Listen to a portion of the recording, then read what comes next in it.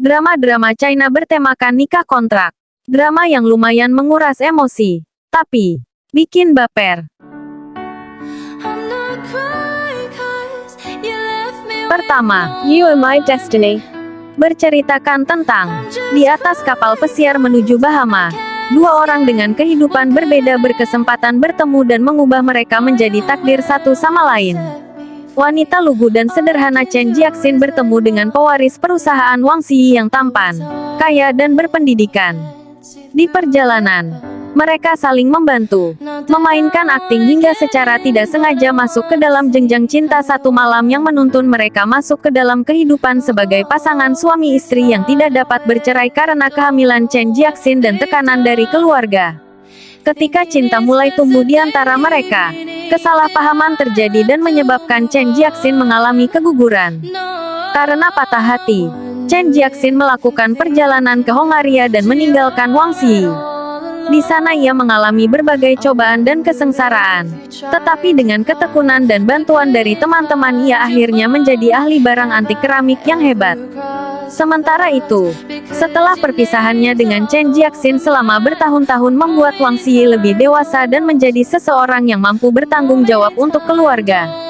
Kemudian, nasib dan kesepakatan bisnis mempertemukan kembali Chen Jiaxin dan Wang Xi di Hongaria.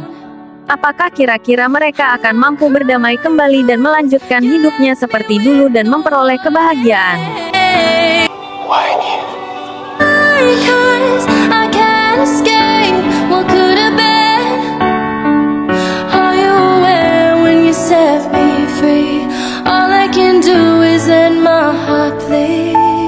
Dua. Well-intended love. Berceritakan tentang dunia Xialin hancur seketika. Baru saja dikhianati oleh sang kekasih dan kini harus menerima kenyataan bahwa hidupnya tidak lama lagi. Siapa sangka, Xialin yang terlihat begitu bugar justru didiagnosa mengidap leukemia dan harus menjalani transplantasi sumsum tulang. Xialin yang hidup sebatang kara berusaha mencari donor hingga dokter mengatakan ada satu orang yang cocok. Orang itu adalah Ling Yizhou, seorang CEO dari Lingxi Group yang sangat terkenal. Xialin berusaha mati-matian untuk mendapatkan donor sumsum tulang. Ling Yizhou akhirnya bersedia asalkan Xialin mau menikah kontrak dengannya. Dengan berat hati Xialin menyetujui hal ini dan keduanya menikah secara diam-diam. Karena Xialin tidak ingin karirnya terganggu. Pernikahan keduanya tentu mengejutkan banyak orang termasuk nenek Ling Yizhou, Chuyan dan Anran teman kecil Ling Yizhou. Chuyan yang dikenal sebagai artis papan atas dan sahabat Ling Yizhou, membantu Xialin sebagai mentornya. Namun Chuyan justru menaruh hati pada Xialin. Sedangkan Anran yang mencintai Ling Yizhou sejak kecil diam-diam merencanakan untuk memisahkan mereka. Singkat cerita, pernikahan kontrak ini berubah menjadi pernikahan yang penuh cinta.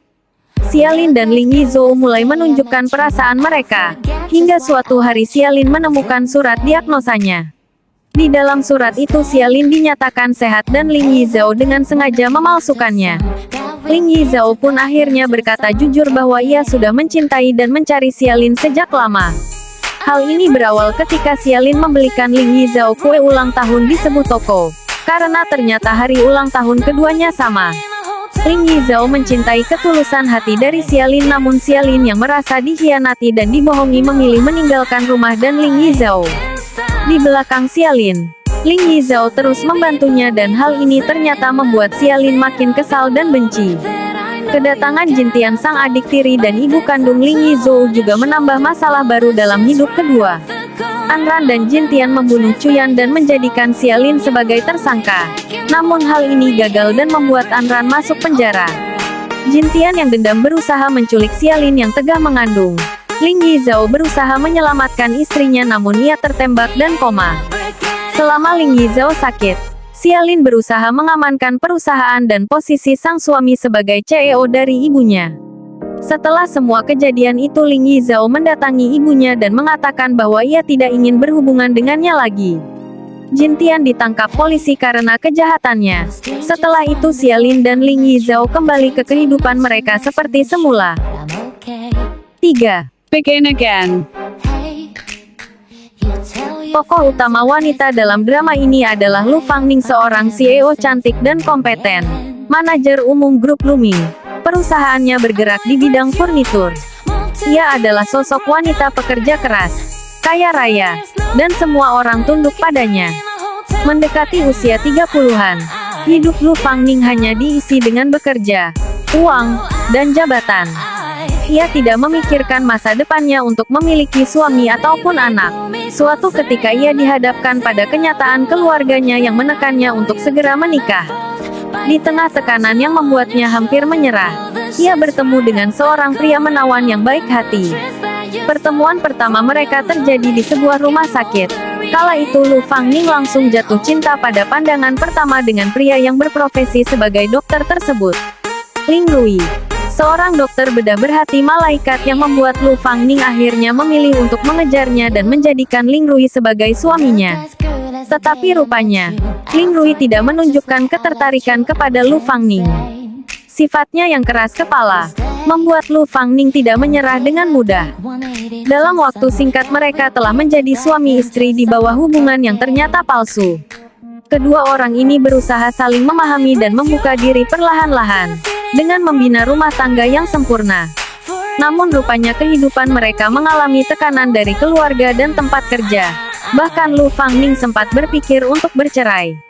Dalam situasi sulit yang mereka hadapi, Ling Rui berusaha mempertahankan Lu Fangning. Sanggupkah mereka berdua bertahan di antara banyaknya masalah yang datang? Akankah kemudian Lu Fangning menyadari kesalahannya? 4. Love in Time. Ayah Su Jianan berharap putrinya meneruskan bisnis pakaian dalam yang telah dirintisnya. Tak mau terus bertengkar dengan ayahnya, lulus sekolah Jinan pindah ke kota lain untuk mengejar cita-citanya. Janji hitam di atas putih yang ditulis Su Jianan, ditagih ayahnya, seorang pemilik perusahaan pakaian dalam. 3 tahun telah berlalu, namun Su Jianan belum berhasil membuat novel terkenal. Su Jianan juga masih jomblo, belum ada tanda-tanda menikah. Sehingga lengkap sudah ketidakberhasilan Su Jianan yang berarti harus balik ke rumah ayahnya, mewarisi perusahaan, meneruskan bisnis pakaian dalam. Tentu saja Su Jianan tidak mau. Dia bersikukuh dan merasa sanggup menjadi novelis terkenal, asalkan diberi perpanjangan waktu. Sebagai win-win solution, sang ayah memberi kelonggaran waktu selama 36 jam untuk menikah. Andai waktu terlewati dan Su Jianan belum juga menemukan jodoh, maka dia harus menaati perintah sang ayah. Dalam keadaan kalut dan terdesak, Su Jianan mengikuti saran teman mayanya, Iron Man, untuk mencari jodoh di Taman Kencan. Tak disangka, Jianan bertemu dengan Bibi Tang, ibu kandung Lu Boyan, temannya semasa di sekolah lanjutan. Jianan tidak menyadari bahwa dia masuk ke dalam skenario Lu Boyan. Pemuda ini diam-diam mencintai Jianan sejak masih kecil. Berlanjut setelah berpisah dan menjadi dewasa, Lu Boyan menggunakan akun Iron Man untuk membayangi aktivitas Jianan. Bagi Lu Boyan, ultimatum dari ayah Jianan bak pucuk dicinta ulang tiba. 2 opsi, menikah atau meneruskan bisnis, menjadi kesempatan Lu Boyan untuk menawarkan kawin kontrak. Ya, kawin kontrak selama setahun. Su Jianan setuju karena optimis waktu setahun cukup untuk memperjuangkan impiannya sebagai novelis. Sedangkan Lu Boyan yakin bisa menaklukkan hati Su Jianan agar menjadi istri sungguhan dalam waktu 1 tahun. Ternyata tak semudah itu. Su Jianan berulang kali mengalami kendala dalam penulisan novel. Pihak ketiga juga mengintai kelengahan pasangan Su Jianan dan Lu Boyan. Mereka adalah Han Ruoxi, aktris terkenal yang mengira Lu Boyan akan menikahinya, serta Kang Rui Cheng, pengusaha muda perfilman yang jatuh cinta pada Su Jianan sejak pandangan pertama. Bagaimana kisah mereka? Apakah akan berakhir happy ending?